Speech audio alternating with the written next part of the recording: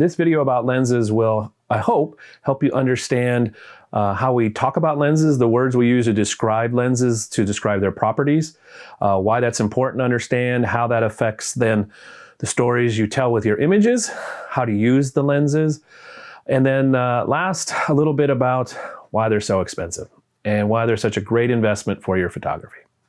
So let's get started talking about lenses. Oftentimes lenses are considered an afterthought in making photos, and that's too bad. I remember when I first got my first digital camera, I spent a lot of time researching the camera and almost no time researching the lens.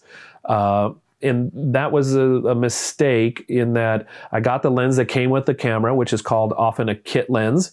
They're okay from a technical and artistic standpoint. The quality of the image and the quality of the components of the lenses are okay, but they're usually less expensive, and oftentimes less expensive means lower quality. So they make nice images, but not technically raw images. So that's something to be aware of. The reason for the lenses are so important is because this is the last element that comes between your image and your sensor. So all the elements inside of here, and most lenses have anywhere from 5 to 20 elements of glass in here that have to be assembled correctly, positioned properly, and then the tolerances of how they move relative to each other is really, really tight. So that affects the technical quality of your image in a really big way. And if you're not aware of that and you're taking photos and you're just not happy technically with them, one of the reasons might be your lens. So that leads us to one of the conversations we'll have at the end of the video, why lenses can be so expensive. I'll show you some examples and a real brief example of why, in my understanding, lenses can be so expensive. Okay, first, regarding lenses, there's some language we need to talk about. There's some words we use in talking and describing lenses that is a little different. But just like any specialty, once you understand the language and the words and what they mean, you can understand better how to use the tool. So we need to understand with lenses the different properties of lenses that we discuss, and that's basically how we describe lenses. So there's 3 of them. The first is focal length. And focal length is measured in millimeters. And what focal length tells you is a couple things. Technically, what it tells you is the distance when you have a lens. There's multiple elements inside the lens focusing the light. And what that tells you, the focal length tells you, is the distance from the focus point where the light focuses together to the sensor in your camera. Okay, so, and what that also tells you is gives you a sense of the field of view of the camera. So that's focal length. We'll come back to that in a minute. The second property of lenses we talk about when we're naming lenses and describing them is maximum aperture. Aperture is the opening in the lens. It's the opening in the lens, the size of that opening. And that opening is given a number. That number is often called an f-stop. The reason it's called an f-stop is the size of the aperture opening, the size of the number, the size of the opening is given a number which is determined by a formula related to the size of that opening relative to the focal length of the lens. It's a lot of stuff. Basically, here's what you need to know. Smaller aperture numbers let in more light. They're a larger opening. Smaller numbers let in less light, and they're a smaller opening. And we talk about, when we describe lenses, what the maximum opening size is, because that gives us a sense of some of the properties of the lens. So first property of a lens is focal length, which gives you a sense of the field of view of the lens. The second property of a lens is its maximum aperture, which gives you a sense of how much light it lets in. So going back to focal length, what focal length tells you, that distance from where the light focuses inside the lens to the sensor in your camera, will give you a sense of the field of view of the lens. Smaller numbers in millimeters, and they're usually somewhere between 8 And 24 millimeters, that's called wide angle because it gives you a wide field of view. You can see lots of what you're looking at without backing up. So from a given spot, you can see lots side to side. And then we get to medium focal lengths. Those are somewhere usually between 24 and 50, 60 millimeters. Those are called standard or normal lenses. And the reason they're given that name is that focal length tends to be very similar to the field of view of our eyes. So if you were there looking at a scene and you took a picture at one of those focal lengths, the standard focal lengths, it's going to look very much to what it looks like when you just saw it with your eyes.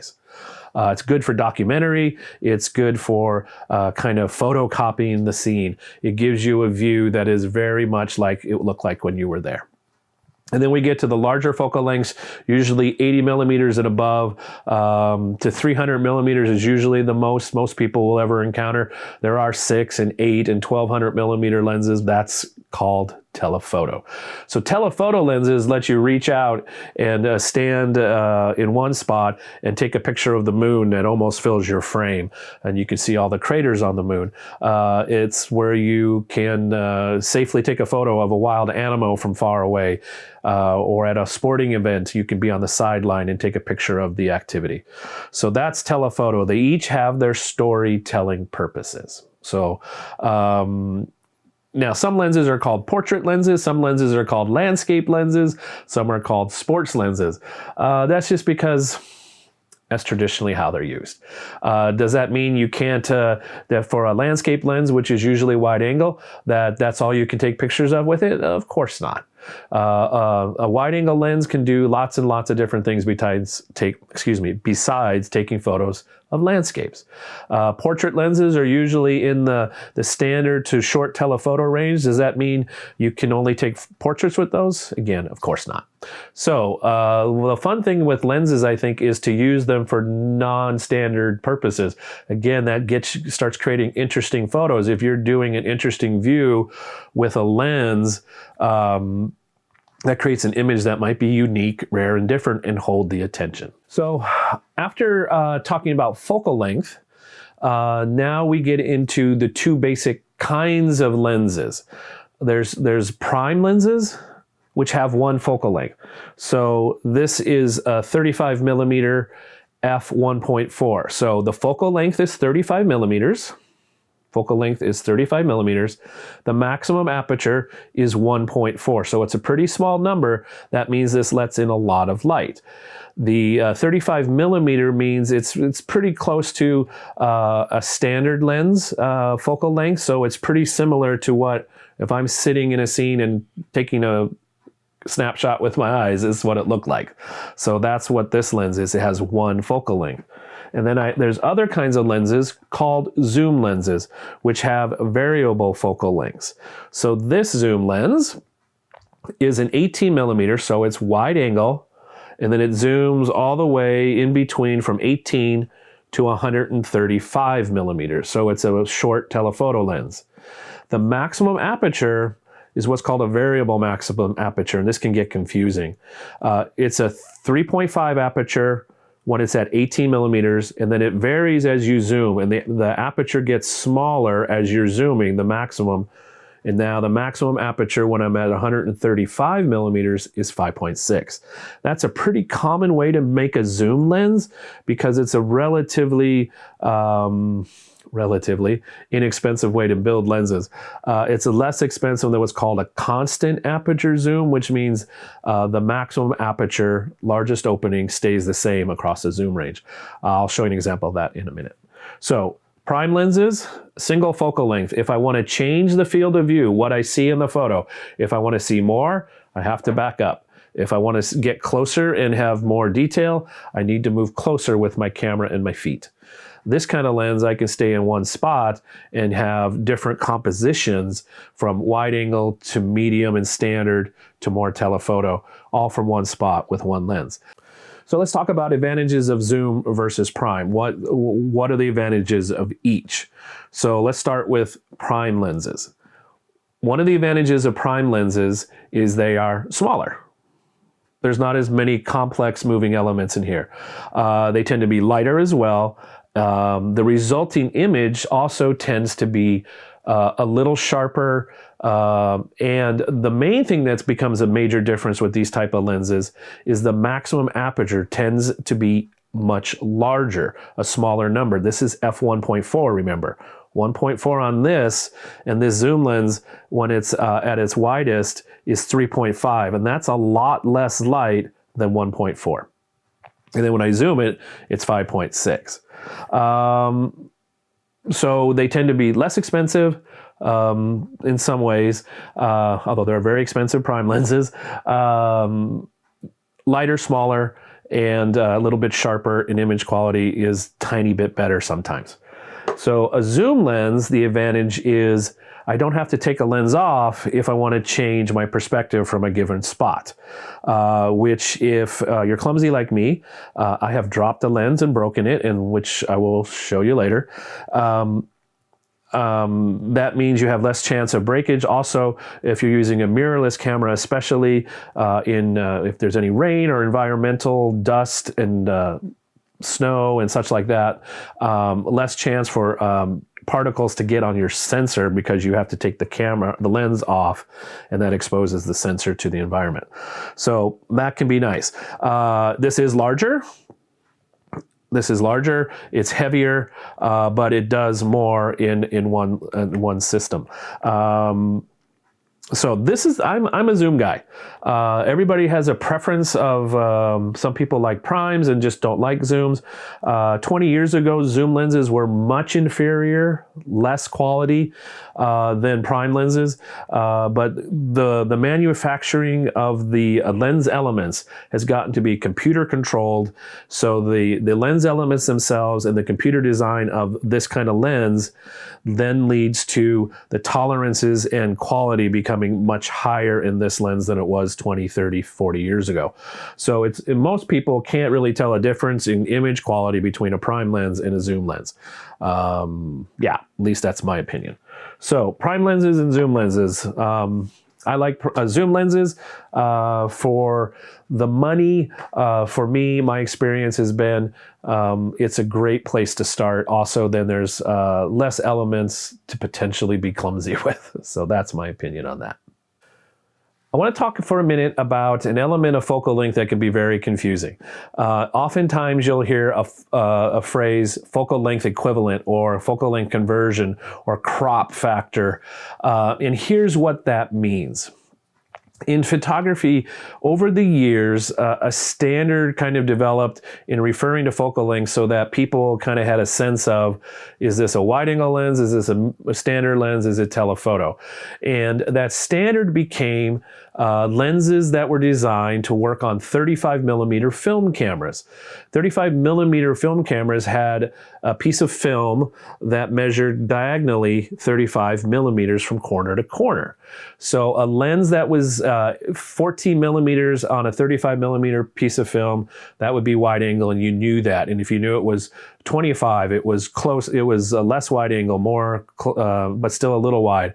And then 50 and 75, 100, 200, 300. You knew what that meant. That was the kind of standard language for talking about focal length. When digital cameras came out, the first sensors were smaller, much smaller often, than that 35 millimeter piece of film. So the focal length needed to be converted so you were talking in the same relative what I'm going to see when I look through here. So now we've kind of settled on, there's basically three in consumer and pro cameras, three basic film sensor sizes, three basic sensor sizes.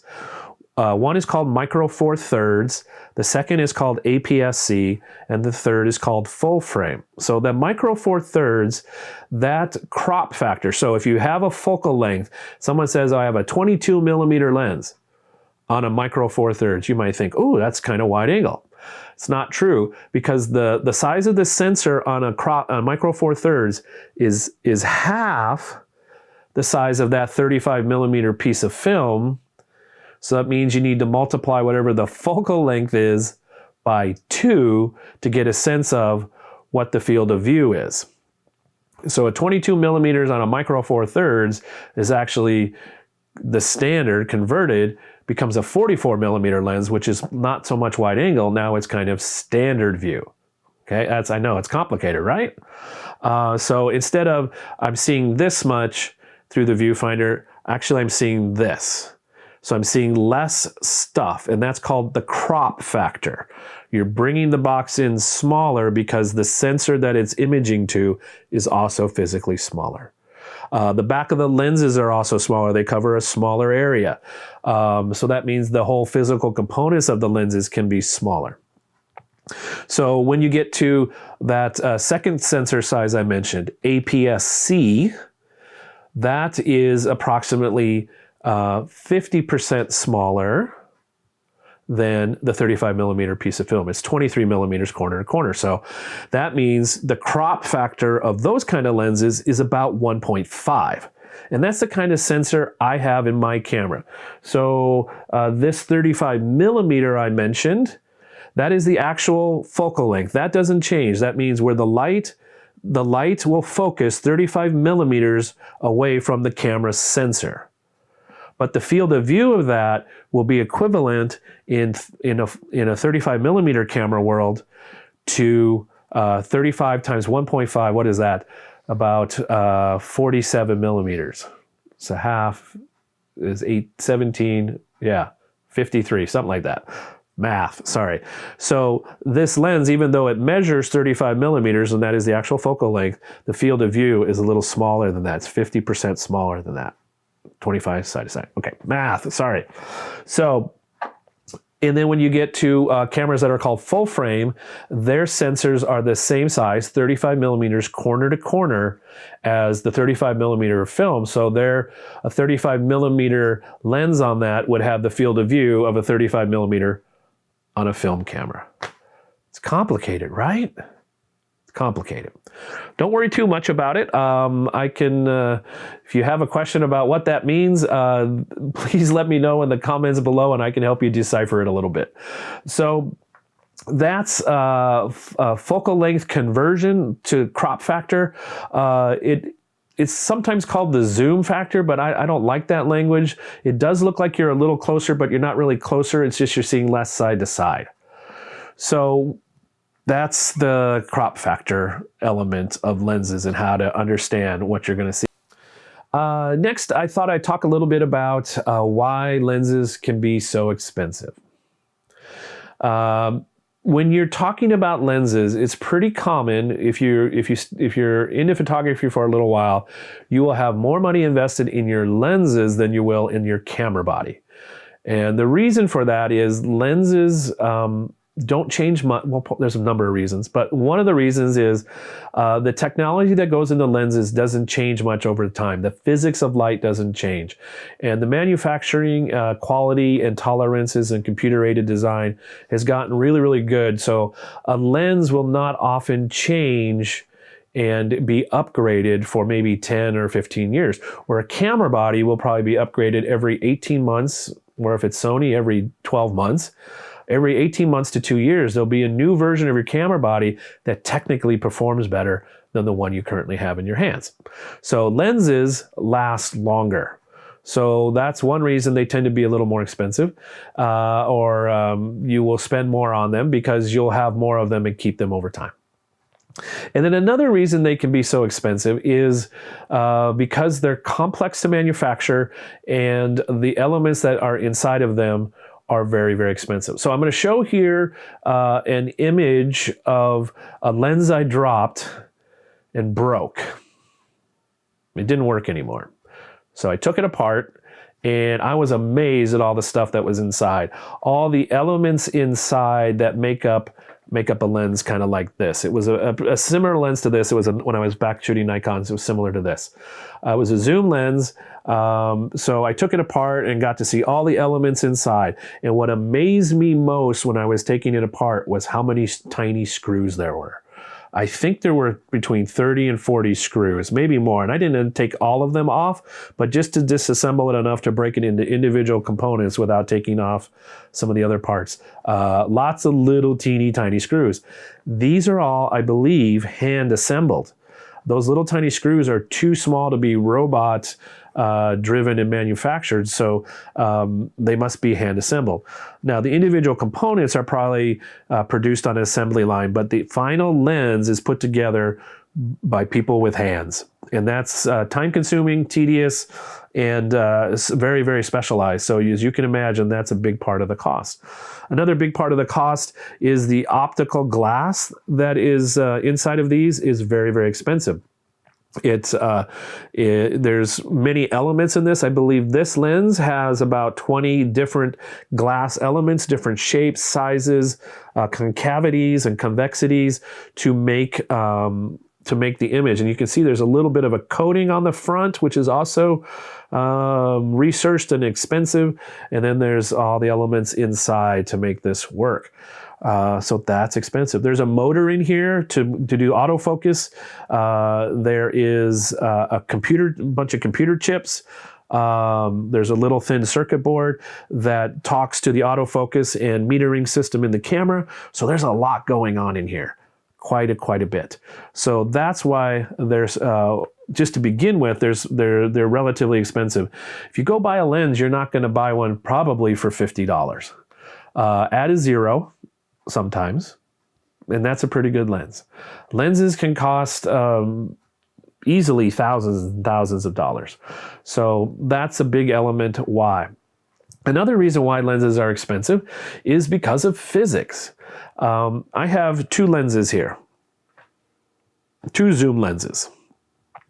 This one is the one that's on my camera most of the time. It's that 18-135, so it covers wide angle to telephoto, and it's the maximum aperture is 3.5 to 5.6 depending on the zoom. It's wider when the zoom is wider angle. This lens is less of a zoom. It's 50. So it's about where the middle of this one is. And it goes about to the same end. It goes to 140 instead of 135 on this lens. But this lens, as you can see, is much larger. Sorry, keep it in the middle. Is much larger. And the reason for that is because the maximum aperture stays constant at f2.8. So throughout the zoom range, this lens, this bigger lens, is always 2.8. You can see, let's see if I can do this. You can see the size of the lens opening is quite a bit larger in this lens than this lens. So the physics involved in doing that, in doing the math with a circle, pi r squared, to create an area that is big enough to let in that much light is expensive. There's lots of elements in here. There's vibration reduction, image stabilization, weather sealing. All that stuff creates a lens in this case, which is almost twice as much as the cost of this lens.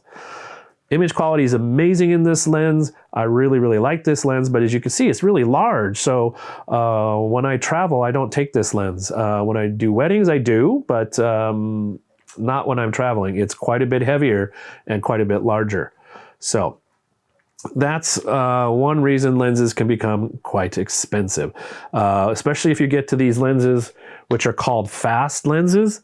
The reason they're called fast lenses is the maximum aperture lets a lot of light in, which lets you have a faster shutter speed. The physics involved in making this kind of lens means there's lots of elements in here that have to physically be larger to let that much light in. So that gets expensive. Let's talk about another lens specification that's pretty important to lots of people, and that's how close the lens can focus to the subject. One thing I teach in classes and do a lot myself is I get really close to subjects because that minimizes distractions and other things in an image that pull your eye away from the subject. So one easy way to keep attention on your subject is to not have anything else in the photo. And an easy way to do that is to get closer. Every lens has what's called a minimum focusing distance. And that means the distance at which once you get beyond that, closer than that, the lens can't focus. Every lens is variable in that. So for most lenses, that distance is anywhere from, it's usually around a foot to maybe sometimes 18 inches. So if you get closer than that, the lens can't focus, but that might be where you want to be because that is the perspective you need to take the photo you want.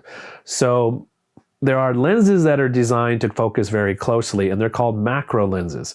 I don't have one right now. I used to, and it was a lot of fun. I could get to probably within an inch or two of the subject, focus really close, and get some really amazing detail photos. I could also take photos far away as well with that same lens, but they were really primarily designed to take really close-up photos of whatever you wanted to get close to. So here's a way to kind of get the best of both worlds. It doesn't cost much money. I've said earlier that there's very few things, lens type things you can buy that are $50, but here's one. It's my secret weapon. It's one of my favorite photography investments, bang for the buck. It's my favorite thing, and it's called extension tubes. What extension tubes do is they go between the lens and your camera. Let me do this one.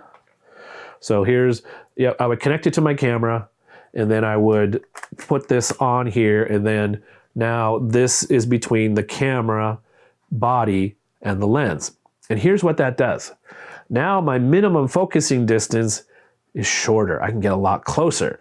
So depending on where I'm zoomed to, and I find it works best when I'm zoomed to 135, I can be anywhere from about 2 inches to 6 inches away.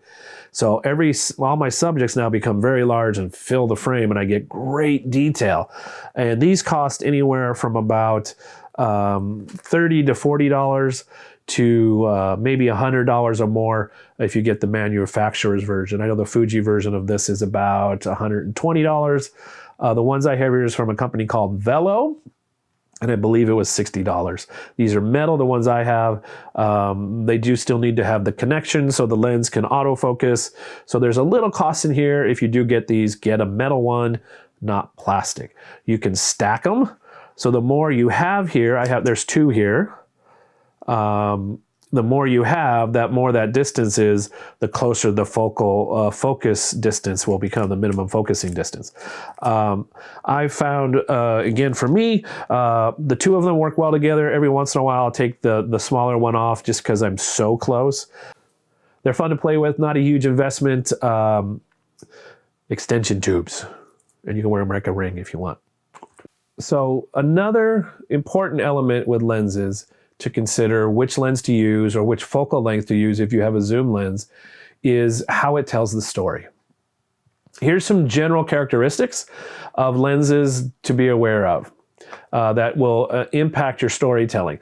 So wide angle lenses, those smaller focal lengths, 8 to 10 millimeters to the low 20 millimeters. Here's some generalities about those lenses. They tend to be able to focus pretty closely. They tend to have a lot in focus at any given aperture. So they have a very deep depth of field. So from the camera to the back of the scene, there's lots in focus with a wide angle lens, more so than the other focal lengths. So if you want to tell a story with everything in focus, a wide angle lens is a good thing to use for that, in addition to seeing the bigger scene. Another thing wide angle lenses do is, which is kind of fun from a creative standpoint, is when you place them close to objects, they tend to exaggerate the shapes of objects. They make, and I have an example I'll show you at the end of the video.